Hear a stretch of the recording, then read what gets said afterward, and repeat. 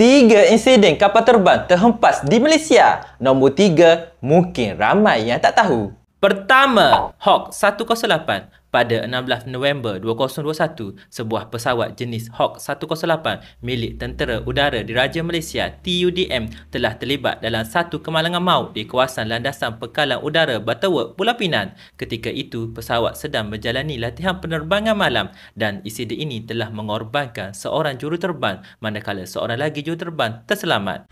Kedua, Elmina. Pada 17 Ogos 2023, sebuah pesawat ringan jenis Beechcraft model 390 Premier 1 terhempas di Elmina, Shah Alam, Selangor. Nahas ini mengorbankan 10 orang termasuk 2 kru dan 8 penumpang. Salah seorangnya daripadanya ialah Ahli Dewangan Undangan Negeri Adong Pelengai, Datuk Seri Johari Harun. Yang Islam sila hadirkan diri dan sedekahkan Al-Fatihah buat mangsa Islam yang terkorban. Terima kasih. Ketiga, Black Sheikh Gabriel. Pada 13 Februari 2024, sebuah pesawat ringan jenis Black Sheikh Gabriel BK160TR terhempas di kawasan kebun kelapa sawit berhampiran Sekolah Kebahasaan Tok Muda Kapar, Kelang. Insiden ini meragut 2 individu iaitu juruterbang dan pembantu juruterbang.